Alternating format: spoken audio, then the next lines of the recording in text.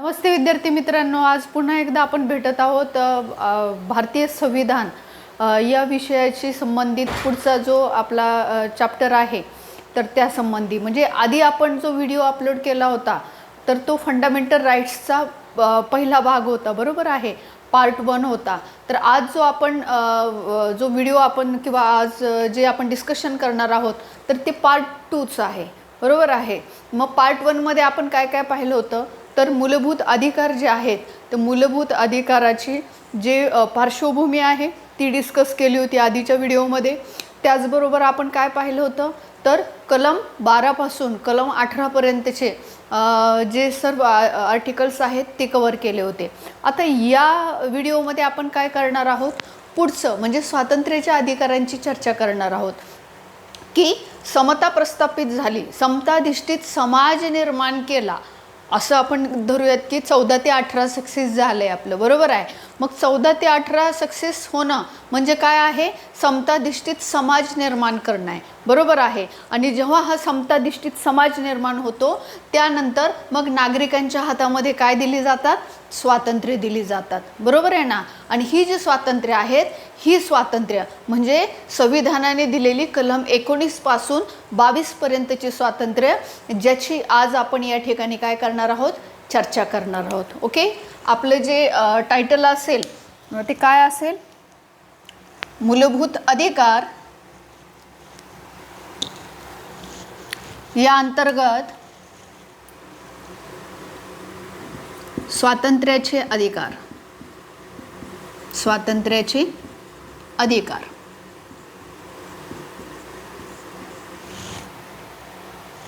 मग ह्याच्यामध्ये कुठपासून कुठपर्यंत आहेत तर कलम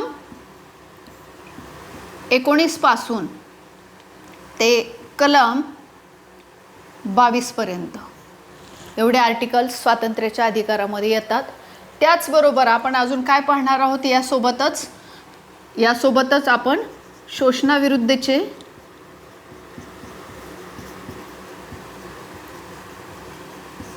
अधिकार सुद्धा पाहणार आहोत, शोषणाविरुद्धचे अधिकार।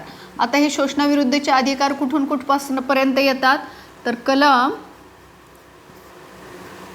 23 ते कलम 24, 23 आणि 24 हे दोन आर्टिकल म्हणजे 19 पासून आज आपण कलम 24 पर्यंतची चर्चा करणार आहोत, हे लक्षात असू द्या। म्हणजेच आज आपण दोन बंच उचललेले आहेत, बरोबर आहे। आधी आपण काय केलं, समतेचे अधिकार डिस्कस केले। आता या व्हिडिओमध्ये आपण काय करणार आहोत तर स्वातंत्र्याचे अधिकार आणि शोषणाविरुद्धचे अधिकार या दोघांची चर्चा करणार आहोत। तर चला तर आपण आता डिस्कस करूयात की स्वातंत्र्याच्या अधिकारासंबंधी। स्वातंत्र्याच्या अधिकारामध्ये कलम 19 ते 22 येतं। आत्ताच सांगितलं की जनतेच्या हातामध्ये स्वातंत्र्य द्यायचं आहे, बरोबर आहे ना। जनतेला आपला विकास, सर्वांगीण विकास, व्यक्तीला आपला सर्वांगीण विकास करण्यासाठी जे मूलभूत अधिकार आहेत या मूलभूत अधिकारामध्ये सगळ्यात महत्त्वाची गोष्ट कोणती आहे तर व्यक्तीच्या हातामध्ये स्वातंत्र्य देणं।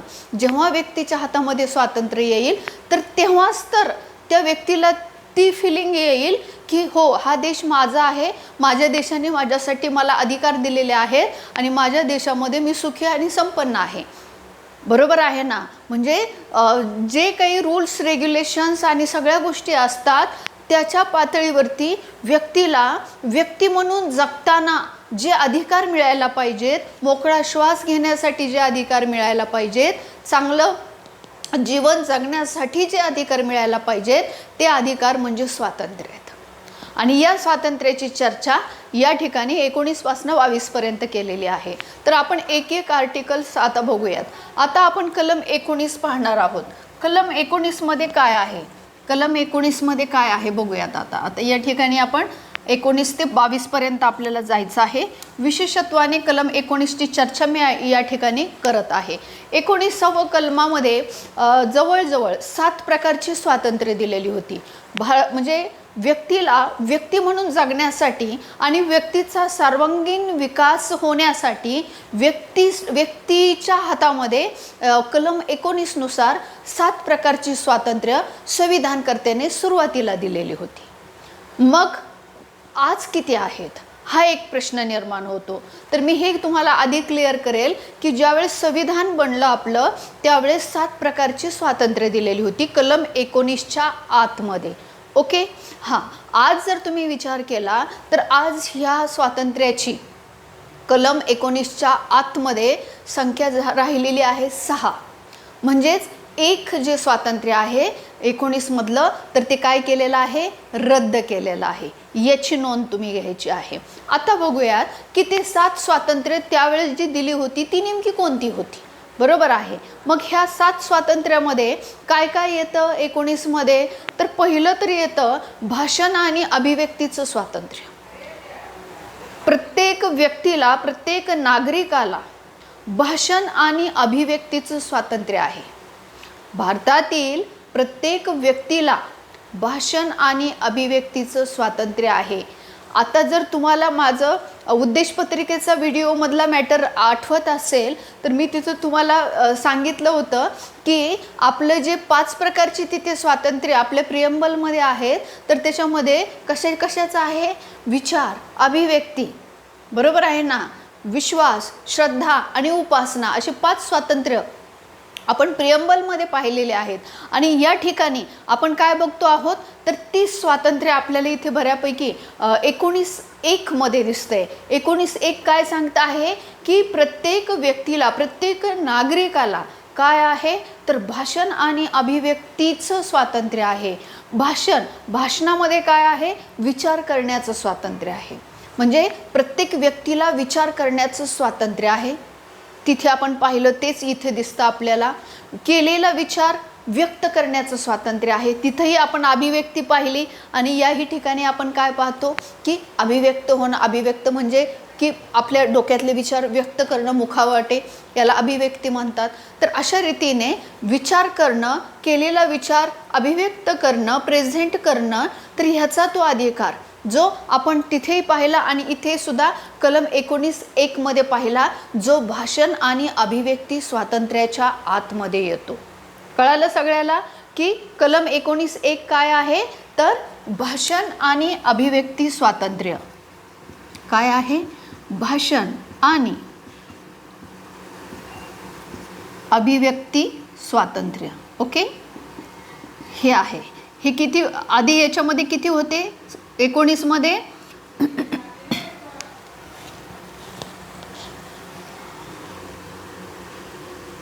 मध्ये, किती सुरुवातीला स्वातंत्र्य दिलेली होती संविधानकर्त्यांनी तर 7 स्वातंत्र्य होती. ओके, आजच्या भाषेमध्ये किती राहिलेली आहेत, आता सध्याला 6 स्वातंत्र्य राहिलेली आहेत. ओके, तर ह्या गोष्टी आपल्याला लक्षात घ्याव्या लागतात. ह्या 6 पैकी जे पहिलं आहे तर ते कोणतं आहे, भाषण आणि अभिव्यक्तीचं स्वातंत्र्य आहे. भाषण, विचार करण्याचं स्वातंत्र्य, केलेला विचार व्यक्त करण्याचं स्वातंत्र्य. ओके, म्हणजेच अभिव्यक्तीचं. आता या भाषण आणि अभिव्यक्तीमध्ये अजून कोणतं स्वातंत्र्य येतं तर ह्या ठिकाणी वृत्तपत्राचं म्हणजे प्रेसचं स्वातंत्र्य सुद्धा आपल्याला दिसतं. म्हणजे वृत्तपत्रांना काय आहे, आपले जे मतं आहेत किंवा वृत्तपत्रांना बातम्या प्रसारित करण्याचं, प्रकाशित करण्याचं स्वातंत्र्य आहे. बरोबर आहे. म्हणजे समीक्षा करून आपलं मत मांडण्याचा वृत्तपत्रांना अधिकार आहे. कारण वृत्तपत्र किंवा मीडिया किंवा प्रेस हे काय काम करतं तर हे मध्यस्थाचं कार्य करतं. कुणामध्ये मध्यस्थ, जनता आणि शासन यांच्यामध्ये एक दुव्याचं काम करतं. मध्यस्थ म्हणजे दुव्याचं काम करतं कोण, प्रेस. बरोबर आहे. म्हणजे समाज माध्यमं जी आहेत तर ती लोकशाहीचा 4था स्तंभ आहे असं आपण नेहमी म्हणतो. ती काय करतात तर सरकारचे ध्येय धोरणं लोकांपर्यंत पोचवायचे आणि लोकांच्या समस्या सरकारपर्यंत पोचवायच्या. म्हणजेच मध्यस्थाचं कार्य समाज माध्यमं करत असतात. आणि या समाज माध्यमाला कलम 19(a) मध्ये किंवा 1 मध्ये हे जे आपल्याला भाषण आणि अभिव्यक्तीचं स्वातंत्र्य आहे त्याच्यामध्ये संरक्षण मिळालेलं आहे. लक्षात घ्या ही गोष्ट. म्हणजे 19 तुम्हाला कळालं. 19 मधलं 1. 19 मध्ये अजून काय काय आहेत, उर्वरित कोणती स्वातंत्र्य आहेत. आता हे झालं भाषण, अभिव्यक्ती. त्याच्यानंतर संपूर्ण भारतामध्ये संचाराचं स्वातंत्र्य आहे. कशाचं आहे, संपूर्ण भारतीय जे क्षेत्र आहे किंवा आपलं जे भौगोलिक क्षेत्र आहे त्याच्यामध्ये भारतातील कोणताही नागरिक काय करू शकतो, फिरू शकतो. असं काही नाही की आता महाराष्ट्रातून उत्तर प्रदेशमध्ये जायचे म्हणजे व्हिसा किंवा काहीतरी पासपोर्ट वगैरे लागेल, असं आहे का? नाही. म्हणजे भारताच्या भौगोलिक क्षेत्राच्या आतमध्ये प्रत्येक भारतीय व्यक्तीला कशाचं स्वातंत्र्य आहे? संचाराचं स्वातंत्र्य आहे. बरोबर आहे. हां, आता हे झालं दुसरं स्वातंत्र्य. म्हणजे या ठिकाणी कोणतं येईल दुसरं? संचाराचं स्वातंत्र्य, संचार स्वातंत्र्य. आता तिसरं काय येणार? आता संचार झाला म्हणजे भारताच्या भौगोलिक क्षेत्राच्या आतमध्ये संचाराचं स्वातंत्र्य. तिसरं स्वातंत्र्य आहे वास्तव्याचं स्वातंत्र्य. भारतीय भौगोलिक क्षेत्राच्या अंतर्गत कोणत्याही ठिकाणी भारतीय नागरिकाला वास्तव्य करण्याचं स्वातंत्र्य आहे. वास्तव्याचं स्वातंत्र्य म्हणजे काय आहे? तर राहण्याचं स्वातंत्र्य आहे. म्हणजे कोणत्याही ठिकाणी भारतीय नागरिक राहू शकतो. बरोबर आहे ना? म्हणजे आज तुम्हाला वाटलं की चला आता आपण दिल्लीला जायला पाहिजे तर तुम्ही जाऊ शकता. म्हणजे संचाराचं स्वातंत्र्य झालं. तिथं जाऊन तुम्हाला असं वाटलं की मला आता इथे 8-15 दिवस किंवा महिनाभर राहायचं आहे, कोण तुम्हाला अडवणार आहे का? किंवा एखादी प्रॉपर्टी खरेदी करायची आहे, तिथं सेटल व्हायचं आहे, कोण अडवणार आहे का? नाही. भारतीय राज्यक्षेत्राच्या भौगोलिक क्षेत्राच्या अंतर्गत तुम्हाला संचाराचं म्हणजे आपल्या सगळ्यांना नागरिकांना संचाराचं स्वातंत्र्य आणि संचाराबरोबर आपल्याला वास्तव्याचं सुद्धा स्वातंत्र्य दिलेलं आहे संविधानाने. म्हणून आपण कोणत्याही ठिकाणी वास्तव्य कितीही काळासाठी करू शकतो. लक्षात असू द्या, भौगोलिक क्षेत्राच्या आतमधलं सांगते मी. ओके, ही गोष्ट लक्षात ठेवायची. इथं कुठल्याही पासपोर्ट विजाची गरज नाही भौगोलिक क्षेत्राच्या आतमध्ये फिरताना आणि राहताना. पुढचं चौथं जे स्वातंत्र्य इथे येतं तर ते कशाचं आहे? आता हे भाषण, अभिव्यक्ती, संचार, वास्तव्य आणि पुढचं येतं व्यवसायाचं स्वातंत्र्य. कशाचं आहे? व्यवसायाचं स्वातंत्र्य. चौथं आहे व्यवसायाचं स्वातंत्र्य. कोणत्याही प्रकारचा व्यवसाय करता येऊ शकतो. तुम्हाला जो काही बिझनेस करायचा आहे तुम्ही करू शकता. भारतीय नागरिकांना सांगितले संविधानाने की तुम्हाला व्यवसायाचं स्वातंत्र्य. तुम्हाला नोकरी करायची करा, नसेल करायची, तुम्हाला बिझनेस करायचा असेल बिझनेस करा, ते पण नसेल करायची, शेती करायची असेल ते करा, किंवा कुठलाही एखादा छोटा मोठा धंदा उभा करायचा असेल, इव्हन पाणीपुरीचा गाडा जरी टाकायचा असेल, काय अडचण आहे का कोणाची? नाही. प्रत्येकाला ते स्वातंत्र्य दिलेलं आहे. बरोबर आहे ना? तुम्ही कोणताही व्यवसाय करू शकता किंवा नाही पण करू शकता. ते ॲज पर्सनवर डिपेंड असणार आहे. म्हणजे प्रत्येक व्यक्तीला, भारतातल्या प्रत्येक नागरिकाला व्यवसायाचं स्वातंत्र्य दिलेलं आहे. तुम्ही चॉईस तुम्ही करू शकता. तुम्हाला जे करायचं आहे ते करा. मग स्किल, अनस्किल किंवा जे कुशल कामगार आहेत, अकुशल कामगार आहेत, ते आपापल्या पद्धतीनुसार त्या गोष्टी करतात. काही बिझनेसमॅन होतात, काही हे होतात. हे काय आहे? व्यवसायाचं स्वातंत्र्य. कंपल्शन नाही आहे की हेच केलं पाहिजे आणि ते नाही केलं पाहिजे. ओके, हे झालं चौथं स्वातंत्र्य. पाचवं स्वातंत्र्य काय आहे? तर संघटनाचे स्वातंत्र्य आहे. संघटन निर्माण करण्याचं स्वातंत्र्य आहे. म्हणजे जर आपण एखाद्या ठिकाणी तर समजा आपण राहतोय तर आपल्यामध्ये काय करायचं? तर संघटना स्थापन करायच्या किंवा संघटन करून संघटना स्थापन करण्याचं स्वातंत्र्य आहे. त्याला सुद्धा आडकाठी नाही आहे. संघटना स्थापन करू शकतो आपण, सभा घेऊ शकतो. बरोबर आहे ना? ती दोन स्वातंत्र्य आपल्याला दिसतात. म्हणजेच काय? तर भाषण आणि अभिव्यक्ती, संचाराचं स्वातंत्र्य, त्याच्यानंतर वास्तव्याचं स्वातंत्र्य, कोणताही व्यवसाय करण्याचं स्वातंत्र्य, सभा संघटना स्थापन करण्याचं स्वातंत्र्य आणि निशस्त्र एकत्र जमण्याचं स्वातंत्र्य. म्हणजे इथं काय आहे? तर सभा आणि संघटना स्थापण्याचं स्वातंत्र्य. ओके. आणि सहावं काय आहे? तर निशस्त्र एकत्र जमण्याचं स्वातंत्र्य. निशस्त्र एकत्र जमणे. ओके. कोणत्याही प्रकारचं शस्त्र न बाळगता आपण एकत्र जमू शकतो. निशस्त्र एकत्र जमण्याचं स्वातंत्र्य. ही 6 स्वातंत्र्य आज अस्तित्वात आहेत. एक 7वं स्वातंत्र्य होतं जे मालमत्ता मालमत्तेचं स्वातंत्र्य म्हणतो आपण, मालमत्तेचे स्वातंत्र्य. तर याच्यामध्ये मालमत्ता कमावणे किंवा संपत्ती कमावणे, साठवणे याचा अधिकार होता, जे या ठिकाणी 7वं स्वातंत्र्य आपल्याला दिसतं. आणि कलम 31 मध्ये सुद्धा हे स्वातंत्र्य होतं. पण प्रॉब्लेम असा झाला की ही जी स्वातंत्र्य आहेत ही फंडामेंटल राईट्सच्या आत येतात. आणि फंडामेंटल राईट्सला आधीच्या व्हिडिओमध्ये सांगितलं तसं ती फंडामेंटल राईट्स न्याय प्रविष्ट आहेत. म्हणजे जर राज्यसंस्थेने फंडामेंटल राईट्सवरती आघात केला तर व्यक्तीला थेट 32 नुसार, सुप्रीम कोर्ट 226 नुसार हायकोर्टमध्ये जाण्याचा अधिकार आहे. म्हणजेच न्यायिक संरक्षण आहे. मग ज्यावेळेस हे 7वं जे स्वातंत्र्य आहे मालमत्तेचं, मग किती संपत्ती गोळा केली, किती साठवली, शासनाने ज्यावेळेस विचारलं जायचं त्यावेळेस लोकांकडनं याला नकार दिला जायचा. का सांगायचं आम्ही, आमचा तो वैयक्तिक अधिकार आहे, आमचं ते स्वातंत्र्य आहे. म्हणजे याच्यातनं खूप लपवालपवी किंवा भ्रष्टाचार किंवा म्हणाल की संपत्ती म्हणजे प्रेझेंट होत नव्हती की किती कुणाकडे किती प्रॉपर्टी आहे, किती कमवली, किती जमवली. आणि टॅक्स पे नव्हता होत त्याच्यावरचा. मग काय केलं की इथलं हे स्वातंत्र्य आणि कलम 31 जे आहे तर त्याला काय केलेलं आहे, रद्द केलेलं आहे. 44व्या घटना दुरुस्तीनुसार 1978 मध्ये हे जे स्वातंत्र्य आहे तर हे काय केलेलं आहे, हे 19 मधलं 7वं मालमत्तेचा अधिकार आणि 31वं आर्टिकल काय केलेलं आहे, रद्दबदल केलेलं आहे. लक्षात घ्यावं. तर अशा रीतीने ही आता सध्याला 6 स्वातंत्र्य आहेत. लक्षात घ्या.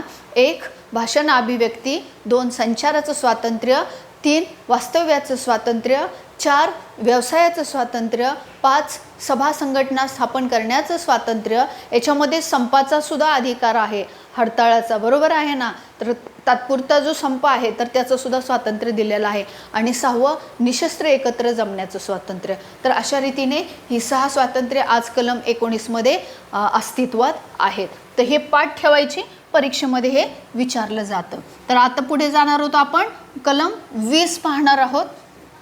तर 20 काय आहे, कलम जे 20 आहे तर ते काय सांगत आहे,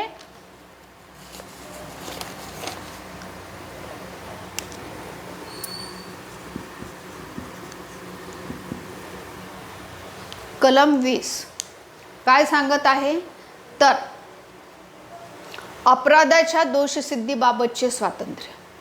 काय सांगत आहे तर अपराधाच्या दोषसिद्धीबाबतचे स्वातंत्र्य याच्यामध्ये दिलेलं आपल्याला दिसतं. अपराधाच्या दोषसिद्धीबाबतचे स्वातंत्र्य म्हणजे काय तर या अंतर्गत 2-3 मुद्दे येतात. म्हणजे 20 मध्ये 1, 2, 3 असे सब आर्टिकल्स आहेत. मग याच्यामध्ये काय सांगितलेलं आहे की एक पहिला मुद्दा याच्यामध्ये येतो की कारणे दाखवा नोटीस. म्हणजे कोणत्याही व्यक्तीला कारणाशिवाय अटक केली जाणार नाही. बरोबर आहे. म्हणजे आधी कारण दाखवावं लागेल अटक करायच्या आधी. दुसरा एक महत्त्वाचा मुद्दा या 20च्या आतमध्ये काय येतं, आता इथे मी लिहीन कलम 20 अपराधाच्या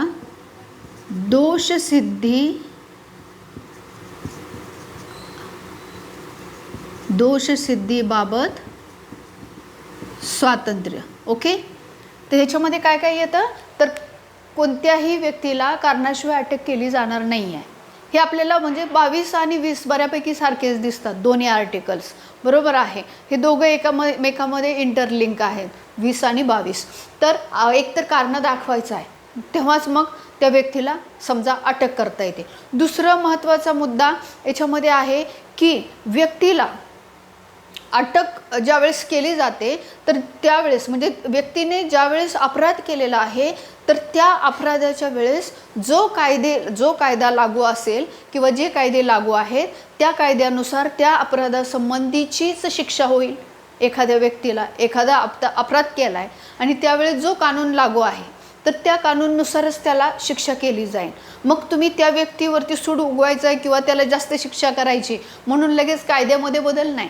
तर त्यांनी ज्यावेळेस ते कृत्य केलेलं आहे अपराधाचं, तर त्या कृत्याच्या वेळेस जो कायदा अस्तित्वात असेल त्या कायद्यानुसारच त्या संबंधित व्यक्तीला काय होईल, शिक्षा होईल. हा दुसरा मुद्दा याच्यातला येतो. तिसरा मुद्दा याच्यामध्ये असा आहे की व्यक्तीला एकाच गुन्ह्यासाठी 2 वेळा शिक्षा केली जाणार नाही. एकाच गुन्ह्यासाठी 2 वेळा शिक्षा केली जाणार नाही. गुन्हा एकच केलाय आणि त्याला तुम्ही पुन्हा 7 वर्षाची पण कारावासाची शिक्षा देताय, पुन्हा वाढवून 10 वर्षाची देताय, नाही, ते चालणार नाही. म्हणजेच एका गुन्ह्यासाठी 2 वेळा शिक्षा केली जाणार नाही, हे सुद्धा याच्यामध्ये दिलेलं आहे. तिसरा महत्त्वाचा मुद्दा आहे याच्यामध्ये की बचावासंबंधीचा सुद्धा अधिकार आहे. व्यक्तीला आपला स्वतःचा बचाव करता येऊ शकतो. ओके, हे 22 मध्ये सुद्धा आपल्याला दिसतं. आणि अजून एक महत्त्वाचा मुद्दा याच्यामध्ये येतो की स्वतःविरुद्ध साक्ष देण्याची त्याला सक्ती केली जाणार नाही. कोणत्याही आरोपीला स्वतःविरुद्ध साक्ष देण्याची सक्ती केली जाणार नाही. हे जे 3-4 मुद्दे आहेत ते 20 आणि 22 जे आहे त्याचे इंटरलिंक आहेत. म्हणजेच काय, तर कारणे दाखवा. आता ते 22 मध्ये सुद्धा आपल्याला दिसतं, बरोबर आहे ना, की स्थानबद्धते अटकेपासून संरक्षण आपल्याला तिथे दिसतंय. तर तिथे सुद्धा कारणे दाखवा आणि इथे सुद्धा आपल्याला दिसतं की कारणे दाखवावी लागतात. त्यावेळेस दुसरा मुद्दा इथे आहे की एकाच गुन्ह्यासाठी 2दा शिक्षा केली जाणार नाही. तिसरा मुद्दा या ठिकाणी येतो स्वतःविरुद्ध साक्ष देण्याचं कंपल्शन नाही. चौथा मुद्दा या ठिकाणी येतो की स्वतःचा बचाव करण्यासाठी त्याला कायदेशीर सल्ला ही म्हणजे मदत मिळवता येऊ शकते. 5वा मुद्दा असा येतो की त्यांनी ज्यावेळेस अपराध केलेला आहे त्यावेळेस जो कायदा लागू आहे त्या कायद्यानुसारच त्याला शिक्षा होईल. त्याच्यासाठी दुसरा जरी कायदा दुसऱ्या दिवशी चेंज झाला समजा तरीसुद्धा त्यानुसार त्याला शिक्षा होणार नाही. ही गोष्ट लक्षात घ्यायची. म्हणजे ज्यावेळेस अपराध केला त्यावेळेसच्या कायद्यानुसार शिक्षा. हे झालं 20वं कलम. आता आपण येऊयात कलम 21 कडे. आता कलम 21 काय आहे, तर कलम 21 आहे जीविताचा अधिकार. काय आहे, जीविताचे स्वातंत्र्य आपण म्हणतो त्याला, बरोबर आहे. हे जीविताचे स्वातंत्र्य काय आहे, आता ह्याला डिस्कस करूयात आपण. कलम 21ला कलम 21 काय सांगतं, जीविताचे अधिकार. म्हणजे आत्तापर्यंत आपण काय पाहिलं, कलम 19 मधली 6 स्वातंत्र्य पाहिली, 7वं डिलीट केलेलं आहे. 20 आर्टिकल पाहिलं, अपराधाच्या दोषसिद्धीबाबतचे स्वातंत्र्य या ठिकाणी आपण पाहिलं, ते पण आपण डिस्कस केलं. 3-4 त्याच्यातले महत्त्वाचे मुद्दे. आपण आता 21व्या आर्टिकलकडे आलेलो आहोत. 21व्या कलमामध्ये काय सांगितलेलं आहे, जीविताचे स्वातंत्र्य सांगितलेलं आहे. प्रत्येक व्यक्तीला जे जीवनमान आहे त्याचं किंवा आपण त्याला म्हणूयात की प्रत्येक व्यक्तीला चांगल्या पद्धतीचं जीवन जगण्याचा अधिकार आहे. मग चांगलं जीवन जगण्यासाठी किंवा एक व्यक्ती म्हणून जे जीवन चांगल्या पद्धतीचं जे असतं तर ते जगण्यासाठी काय काय लागतं व्यक्तीला, तर व्यक्तीला अन्न, वस्त्र, निवारा, बरोबर आहे. ह्या तर त्याच्या मूलभूत गरजा आहेत. त्या मूलभूत गरजांची पूर्तता व्हायला पाहिजे. व्यक्तीला व्यक्ती म्हणून जीवन जगण्यासाठी काय काय लागतं, अन्न लागतं, वस्त्र लागतं, निवारा लागतं. ह्या तर प्राथमिक आपल्या पहिल्यापासूनच्या मूलभूत गरजा आहेत, बरोबर आहे. त्यासोबत अजून काय लागतं, तर त्याच्यासोबत आरोग्यविषयक सुविधा लागतात, त्याच्यासोबत शिक्षणाच्या सुविधा लागतात, त्यासोबत पर्यावरण, स्वच्छ पर्यावरण असायला पाहिजे. म्हणजे आता सध्याला जर आपण मूलभूत ज्या प्राथमिक गरजा आहेत व्यक्तीच्या त्याचा विचार केला तर आपल्याला या ठिकाणी 6 गरजा दिसतात. अन्न, वस्त्र, निवारा, आरोग्य, शिक्षण आणि स्वच्छ पर्यावरण, बरोबर आहे ना. अन्नाची गरज आहे, वस्त्र पाहिजे घालायला, निवारा पाहिजे राहायला, आरोग्य पाहिजे, त्यासाठी शासन व्यवस्था करते आपली. प्राथमिक आरोग्य केंद्र असतील किंवा विविध, आता मध्यंतरी कोरोनाचं आलं होतं, कोरोना आला होता त्यावेळेस टीकाकरण मोहीम आखली, कोरोनाची लस फ्री ऑफ कॉस्ट आपण सगळ्यांनी घेतली. हे सरकारने केलं आहे, सरकारचा खर्च झालेला आहे आपल्यासाठी. असे कितीतरी आजार येतात, रोग येतात, त्याच्यावरती ज्या लसी वगैरे फ्री ऑफ कॉस्ट दिल्या जातात. सरकार काय करते? आरोग्य द्यायचा प्रयत्न. राज्य संस्था काय करते? तर आरोग्य, व्यक्तीला आरोग्य प्रदान करायचा प्रयत्न करते. बरोबर आहे ना? मग आता समजा आपण अन्नाचा विचार केला तर राशनची जी दुकानं आहेत, बरोबर आहे ना, रॅशनची दुकानं, रेशन आपण म्हणतो गावामध्ये असतं ते, अगदी 2 रुपये किलोने गहू, 3 रुपये किलोने तांदूळ, है ना, तेलाची पिशवी, पाम तेल आपल्याला माहिती आहे तिथलं, त्याच्याचबरोबर साखर वगैरे अशा सगळ्या गोष्टी मिळतात, कमीत कमी रेटमध्ये मिळतात. ते जे रेशनचे जे दुकानं आहे तर ते काय आहेत? अन्नाची गरज भागवणं, लोकांपर्यंत कोणी उपाशी राहता कामा नये. वस्त्र, निवारा म्हणजे विविध घराची म्हाडासारख्या योजना आहेत, विविध घरकुली योजना आहेत. ह्या सगळ्या योजना राज्य संस्था का लागू करते? तर प्रत्येकाला निवारा मिळायला पाहिजे. प्रत्येकाच्या हाताला काम दिल्यानंतर त्या व्यक्तीला त्याच्या मूलभूत गरजा पूर्ण करता येतात. बरोबर आहे. त्यानंतर आता सांगितलं तसं आरोग्यासाठी विविध सुविधा, प्राथमिक आरोग्य केंद्र प्रत्येक ठिकाणी स्थापन केलेले आहेत आणि वेगवेगळ्या सगळ्या गोष्टी आपल्याला दिसतं, जे डायरेक्टिव्ह प्रिन्सिपलमध्ये सुद्धा आपल्याला ही गोष्ट दिसते. त्यानंतर शिक्षणासंबंधी सुद्धा आहे, म्हणजे 0 ते 6 डायरेक्टिव्ह प्रिन्सिपलमध्ये आहे आणि 6 ते 14 ह्या कलम 21 मध्ये ॲड केलेला आहे. 6 ते 14 वयोगटातील बालकांना प्राथमिक शिक्षण मोफत आणि सक्तीचे. 21 माहिती आहे तुम्हाला. शिक्षण महत्त्व दिलेलं आहे. शिक्षित व्हायला पाहिजे प्रत्येक व्यक्ती, कारण ते भारताचं पुढचं भविष्य आहे. म्हणजे आरोग्य, शिक्षण, स्वच्छ पर्यावरण पाहिजे. स्वच्छ पर्यावरण पाहिजे, न तर श्वास कसा घ्यायचा? म्हणून तर मग कार्बनचं एवढं उत्सर्जन तितकं प्रमाण पाहिजे, हे पाहिजे. इंडस्ट्रीयल एरियाज जे आहेत तर त्यांच्यासाठी जे काही रिस्ट्रिक्शन आहेत तर ते कशासाठी आहेत? तर शक्यतो जास्तीत जास्त प्रमाणामध्ये हाच प्रयत्न असतो की पर्यावरण स्वच्छ राहावं, है ना. ग्लोबल वॉर्मिंगचं आता जे इश्यूज चाललेले आहेत आणि जे निसर्गाचं चक्र जे चेंज होत चाललेलं आहे ते कशामुळे चाललेलं आहे? पर्यावरणामध्ये झालेला असमतोल. त्याच्यामुळे म्हणजे चांगलं स्वच्छ पर्यावरण व्यक्तीला मिळायला पाहिजे. हे कलम 21 सांगते. जीविताचा अधिकार, जीवन जगण्याचा अधिकार, प्रतिष्ठापूर्ण जीवन जगण्याचा अधिकार, हे मला सांगायचं होतं तुम्हाला. कसं जीवन? नुसतं जीवन नाही जगायचं, प्रतिष्ठापूर्ण जीवन जगण्याचा अधिकार कलम 21 सांगत आहे. तर अशा रीतीने तो एक स्वच्छ पर्यावरणाचा अधिकार. ह्या कलम 21 मध्ये तुम्हाला सांगते 16 पेक्षा जास्त सब आर्टिकल्स आहेत, सब पॉईंट्स आहेत.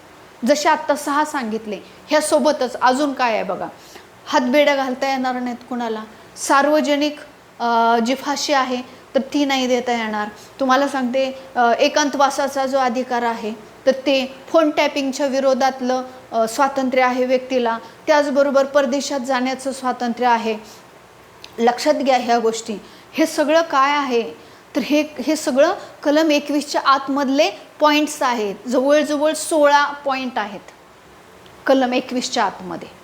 पहिले हे 6 सांगितलेले ते 6 आणि त्यासोबत सार्वजनिक फाशी नाही, हातबेड्या घालायच्या नाहीत, फोन टॅपिंग नाही, परदेशात जाण्याचा अधिकार, एकांतवासाचा अधिकार आणि अशा पद्धतीचे विविध अधिकार 21 मध्ये दिलेले आपल्याला दिसतात. 21 मध्ये 21ला जोडून दुसरं 21 सुद्धा आर्टिकल जॉईन केलेलं आहे आणि हे आर्टिकल आहे हे बालकांसंबंधी, बालकांच्या शिक्षणासंबंधी. आणि हे काय दिलेलं आहे 21 मध्ये? 6 ते 14 वयोगटातील बालकांना, 6 ते 14 वयोगटातील बालकांना प्राथमिक शिक्षण मोफत आणि सक्तीचे देणे राज्य संस्थेची जबाबदारी आहे. बघा 6 ते 14 वयोगट आहे. ज्यावेळेस तुम्ही डायरेक्टिव्ह प्रिन्सिपलमध्ये आपण जातो, कलम 45 जे आहे तिथे आपल्याला 0 ते 6 गट आहे वयोगट. त्यांचं सकस आहार वगैरे त्या लेकरांचं 6 वर्षापर्यंत. आणि 6 ते 14 कलम 21 प्राथमिक शिक्षण मोफत सक्तीचे. ह्याची लिंक कुठे लागते? 1882 मध्ये महात्मा फुलेंनी साक्ष दिली होती हंटर कमिशनच्या पुढे, पंडिता रमाबाई आणि महात्मा फुलेंनी. आणि त्यांनी सांगितलं होतं की 12 वर्षाच्या आतील मुलांना प्राथमिक शिक्षण मोफत आणि सक्तीचे द्यायला पाहिजे. महात्मा फुलेंची मागणी 1882 मध्ये होती. ती कधी पूर्ण झाली?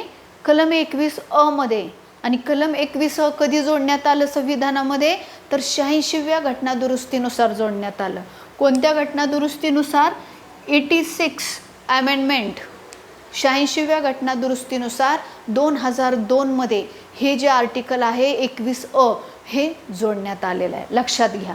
ओके, तर 21वा आर्टिकल आपण डिस्कस केलेला आहे. तर आता आपण जाणार आहोत कलम 22 कडे. कलम 22 मगाशीच सांगितलं, कलम 20 आणि 22 बऱ्यापैकी मिळते जुळते आहेत. तर कलम 22 काय सांगता आहे? तर कलम 22 सांगता आहे अटकेपासून संरक्षण, अटकेपासून नागरिकांचं संरक्षण. आता मगाशी सांगितलं की कारणे दाखवा 20 मध्ये सुद्धा येणारच आहे. आता अटक करायची म्हटल्यावर कारण दाखवावं लागेल ना. इथे तर प्रतिबंधात्मक स्थानबद्धता सुद्धा सांगितलेली आहे. मग कारणे दाखवायचे. जोपर्यंत आरोप सिद्ध होत नाही तोपर्यंत व्यक्तीला आरोपी म्हणून म्हणता येणार नाही. तिसरा महत्त्वाचा मुद्दा म्हणजे की त्याला अटक केल्यापासनं, त्या टायमिंगपासनं 24 तासाच्या आत दंडाधिकाऱ्यासमोर त्या व्यक्तीला हजर करायला पाहिजे. नाहीतर मग उशिरा करून काय फायदा आहे? बरोबर आहे ना. किती संरक्षण दिले बघा. अटकेपासून संरक्षण म्हणतात ह्याला.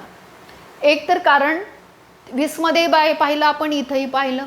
दुसरा मुद्दा म्हणजे की अटक केल्यानंतर त्या टायमिंगपासून 24 तासाच्या आत दंडाधिकाऱ्यासमोर संबंधित व्यक्तीला हजर करायला पाहिजे. रूल आहे. अंतर जास्त असेल तर 48 तासापर्यंत ते समजा ते कारण दाखवावं लागतं, पण तिथे पण 24 तासाची मर्यादा दिलेली आहे. 24 तासाच्या आत न्यायालयामध्ये हजर करावं लागतं. व्यक्तीला आपला बचाव करण्यासाठी जे कायदेविषयक जे सहाय्य आहे ते सुद्धा बचावासाठी घेण्याचा अधिकार आहे 22 मध्ये. त्याचबरोबर प्रतिबंधात्मक स्थानबद्धतेचं सुद्धा आपल्याला या ठिकाणी दिसतं. प्रतिबंधात्मक स्थानबद्धता सुद्धा आपण बघतो तर ती 3 महिन्यापर्यंत असू शकते. म्हणजे प्रतिबंधात्मक स्थानबद्ध एखाद्या ठिकाणी समजा एखाद्या व्यक्तीला ती शिक्षा झाली की तडीपारीची, बाबा हे एवढ्या एरियामधून आता जायचं नाही, मग पुढचे 3 महिन्यापर्यंत ती मर्यादा असू शकते. की एखाद्या व्यक्तीला एखाद्या ठिकाणी जर न्यायालयाने आदेश दिला की इथून जायचं नाही बाहेर, इथंच थांबायचं जोपर्यंत कायदेशीर प्रोसेस पूर्ण होत नाही, तर तोपर्यंत त्या व्यक्तीला त्या जिथं जे न्यायालयाचे आदेश असतात ते पाळावे लागतात. त्याला म्हणतात प्रतिबंधात्मक स्थानबद्धता. बद्धतेनं थांबवायचं. मग ह्याचं कार्यकाल किती आहे? 3 महिन्यापर्यंतचा आहे. तर अशा पद्धतीनं कलम 22 आपण पाहिलेलं आहे. अटकेपासून संरक्षण प्रत्येक व्यक्तीला मिळतंय. 22 नुसार आणि 20 नुसार आपण पाहिलेलं आहे की ज्या मगाशी अपराधाच्या दोषसिद्धीबाबतचं स्वातंत्र्य. ओके, तर अशा पद्धतीने हे स्वातंत्र्याचे अधिकार झाले. आता येऊयात आपण शोषणाविरुद्धच्या अधिकाराकडे. शोषणाविरुद्धचे जे अधिकार आहेत त्याच्यामध्ये काय बघायचं आहे आपल्याला? बघा, शोषणाविरुद्धचे अधिकार. आता याला मी इथे का घेतलंय तर 2 आर्टिकल आहेत आणि याच्यासाठी सेपरेट आपण व्हिडिओ नाही करायचा. तर इथे आपण ते म्हणजे धर्मस्वातंत्र्य आपल्याला सेपरेटली कव्हर करता येतील. धर्मस्वातंत्र्य आणि अल्पसंख्याकाचे अधिकार. मग शोषणाविरुद्धच्या अधिकारामध्ये काय येतं तर कलम कोणतं येतं? कलम 23 आणि कलम 24 हे शोषणाविरुद्धचे अधिकार आपल्याला दिसतात. कलम 23 आणि 24 मध्ये काय काय येतं? कलम 23 काय आहे? कलम 23 आहे माणसांचा अपव्यापार. म्हणजे कोणत्याही व्यक्तीची एक वस्तू म्हणून खरेदी विक्री करता येणार नाही. कलम 23 स्पष्ट शब्द दिलेला आहे. माणसांचा अपव्यापार ह्याला प्रतिबंध केलेला आहे.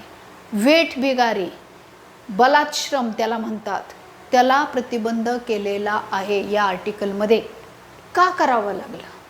कारण पहिल्यापासून आपण बघतोय की माणसांची वस्तू म्हणून खरेदी विक्री होत होती. प्रत्येकाचे रेट वेगळे, लहान मुलांचे वेगळे, तरुण मुलांचे वेगळे, स्त्रियांचे वेगळे, है ना. कामासाठी गुलाम म्हणून खरेदी विक्री व्हायची लोकांची. ह्याच्या विरोधामध्ये दुसऱ्या देशांमध्ये कितीतरी मोठ्या चळवळी झालेल्या आहेत. आपल्या देशामध्ये सुद्धा आपल्याला दिसतं दासप्रथा बंदी कायदा 1843 मध्ये पास केला होता ब्रिटिशांनी. 1843 मध्ये दासप्रथा बंदी कायदा पास केला, पण तो सगळे त्यांनी केलेले कायदे हे कागदावरच राहिलेले आहेत. संविधानकर्त्यांनी कलम 23 मध्ये ह्या गोष्टीला महत्त्व दिलेलं आहे की कोणत्याही व्यक्तीला, भारतातील कोणत्याही व्यक्तीला एक वस्तू म्हणून त्याची खरेदी विक्री करता येणार नाही. म्हणजेच माणसांचा अपव्यापाराला विरोध केलेला आहे. वेठबिगारी पद्धत बंद, बलात् श्रम बंद. त्यामुळे ऐच्छिक स्वरूपामध्ये जे जॉब असतील ते व्यक्ती करू शकतं, परंतु कुणावरती जबरदस्ती किंवा व्यक्तीला वस्तू म्हणून खरेदी विक्री व्यक्तीची करता येणार नाही. माणसांचा अपव्यापार. ओके, तर हे सांगितलेलं आहे कलम 23 मध्ये. ह्याच्यातनं काय होईल तर याच्यातून शोषण होणार नाही कुणाचं. संविधानकर्त्यांनी खूप काळजी घेतलेली या गोष्टीची की कुणाचंही शोषण होता कामा नये. मग ह्याच्यातनं शोषण होते. जर एखाद्या व्यक्तीला जर खरेदी विक्री केली एखाद्या व्यक्तीची, पहिल्यापासून जी गुलामगिरी प्रथा होती, दास प्रथा होती, त्याच्यामध्ये काय व्हायचं, विकत घेतलं की पिढ्यानपिढ्या त्यांना त्यांच्या घरचं काम करावं लागायचं. स्वतःचं अस्तित्व सगळं संपून जायचं. ते सांगतील ते काम करावं लागायचं.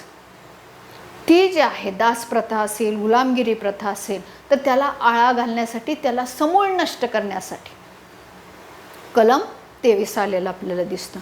कलम 24. कलम 24 काय आहे तर कलम 24 काय आहे तर बालकामगारांसंबंधीचं आहे. 14 वर्षाच्या आतील बालकांना जे कारखाना, खाण, जे काही असे रिस्की व्यवसाय आहेत, तर अशा ठिकाणी काम करण्यास बंदी आहे. म्हणजे ठेवायचंच नाही. 14 वर्षाच्या आतील बालकांना ज्या ठिकाणी धोकादायक ठिकाणं आहेत, अशा कंपन्या आहेत किंवा असे कारखाने आहेत, अशा खाणी आहेत की त्यांच्या त्या लहान वयाला त्यांचं ते खुंटून जातं, विकास खुंटून जातो. शिक्षणापासून ते वंचित राहतात. कारण 6 ते 14 वयोगटातील बालकांना 21 अ नुसार प्राथमिक शिक्षण मोफत आणि सक्तीचे राज्यसंस्थेनंच केलं आहे. आणि मग त्यांचं ते शिक्षण घ्यायचं वय आहे 14 पर्यंतचं. आणि त्या वर्षाच्या आतल्या लेकरांना जर कामाला ठेवायचे आणि ते पण धोकेदायक ठिकाणी, तर ते कसं शक्य आहे? नाही. मग हे बालकामगारांना सुद्धा काय केलेलं आहे, बालकांना संरक्षण दिलेलं आहे. त्यामुळे 14 वर्षाच्या आतील मुलांना कामावरती ठेवण्यास कायदेशीर बंदी आहे. ओके, आणि त्यातले त्यात तर धोकादायक ठिकाणी तर नाहीच नाही. ओके, तर अशा पद्धतीनं आपल्याला दिसतं की हे कलम 24 मध्ये सांगितलेलं आहे. तर 23 आणि 24 माणसांचा अपव्यापार, खरेदी विक्री करता येणार नाही, कुणाचीच नाही. आणि 24 मध्ये 14 वर्षाच्या आतील जे बालकं आहेत तर त्यांचं संरक्षण केलेलं आहे. त्यांना शिक्षण घेण्यासाठी इकडे वळवलेलं आहे. म्हणजे तिकडं कामाला नाही ठेवायचं. मग त्या लेकरांनी काय करायचं, 21 अ नुसार शिक्षण. तर अशा पद्धतीनं संविधानकर्त्यांनी स्वातंत्र्याचे आणि शोषणाविरुद्धचे अधिकार हे आपल्याला 19 पासून 24 पर्यंत दिसतात. पुन्हा एकदा एक रिव्हिजन मारूयात आपण. कलम 19 काय आहे तर 19 मध्ये स्वातंत्र्याचे अधिकार दिलेले आहेत. आधी 7 होती, आता 6 आहेत. मालमत्तेचं स्वातंत्र्य 44व्या घटना दुरुस्तीनुसार रद्द केलेलं आहे. जे 6 होते आहेत तर त्याच्यामध्ये काय काय येतं, भाषण, अभिव्यक्तीचं, संचाराचं, व्यवसायाचं, वास्तव्याचं, एकत्र निशस्त्र जमण्याचं, संघटना स्थापन करण्याचं स्वातंत्र्य हे 19 मध्ये येतं. वृत्तपत्राचं स्वातंत्र्य, संपाचा अधिकार त्यामध्येच येतो. 20 आपण पाहिलं की ज्यामध्ये आपण पाहिलेलं आहे की म्हणजे 20 आणि 22 याच्यामध्ये आपण काय काय काय पाहिलं तर एक तर आपण अटकेपासून संरक्षण एक पाहिलं 22 मध्ये, आणि प्रतिबंधात्मक स्थानबद्धताही पाहिली, आणि त्याचबरोबर जे काही कायदेविषयक ज्या सगळ्या बाबी आहेत त्या 20 आणि 22 मध्ये आपण पाहिलेल्या आहेत. आणि 21 मध्ये जीविताचा अधिकार पाहिला, ते 20 आणि 24 मध्ये आपण शोषणाविरुद्धचे अधिकार पाहिले. तर अशा रीतीने आपण 19 पासून 24 पर्यंतचे आर्टिकल्स आपण कव्हर केलेले आहेत. मला वाटतं की तुम्हाला व्यवस्थित कळाले असतील की याच्या अंतर्गत काय येतं. तर अशा पद्धतीनं आपण काय करणार आहोत, तर पुढचे जे आहेत म्हणजे धर्मस्वातंत्र्य आणि अल्पसंख्याकांचं स्वातंत्र्य जे आहे तर ते म्हणजे 25पासून 30पर्यंत तर ते आपण पुढच्या व्हिडिओमध्ये कव्हर करणार आहोत. मला वाटतं आता या व्हिडिओमध्ये आपण ही जी चर्चा केलेली आहे ती सफिशियंट आहे, कारण आपल्याला जास्त लेंथ वाढवून पण जमत नाही व्हिडिओची, है ना. मग तुम्हालाही पुन्हा मग त्रास होतो बघण्यासाठी तर त्याच्यामुळे आपण हे एक व्यवस्था आहे की बाबा चला आपण टप्प्याटप्प्याने पार्टमध्ये करूया. तर अशा पद्धतीनं आज फंडामेंटल राईट्सचा पार्ट 2 आपण कवर केलेला आहे. आणि मला तुम्हाला अजून एकदा पुन्हा तेच सांगायचं आहे की जास्तीत जास्त विद्यार्थ्यांपर्यंत लिंक शेअर करा, पोचवा आणि जास्तीत जास्त लोकांना याचा लाभ घेऊ द्या विद्यार्थ्यांना. तर ते तुमची जबाबदारी आहे, लक्षात असू द्या. त्याच्यामुळं प्रत्येक वेळेस मी सांगणं मलाही योग्य नाही वाटत आहे, कारण तुम्हाला एकदा सांगितलेलं आहे म्हटल्यानंतर मला माहिती आहे की तुम्ही तेवढे तत्पर आहात की त्या गोष्टी तुम्ही करता आहात, म्हणूनच तर चांगला रिस्पॉन्स मिळतो आहे. पण कमेंट वगैरे पण तुम्ही टाकणं गरजेचं आहे. तर अशा पद्धतीनं कलम 19पासून 24पर्यंतची आपण चर्चा केलेली आहे. मला वाटतं आपण या ठिकाणी थांबायला पाहिजे आणि पुढच्या व्हिडिओमध्ये आपण भेटणार आहोत धर्मस्वातंत्र्य आणि अल्पसंख्याकांसंबंधीचे ज्या तरतुदी केलेल्या आहेत ते 29-30मध्ये ते घेऊन. तोपर्यंत धन्यवाद.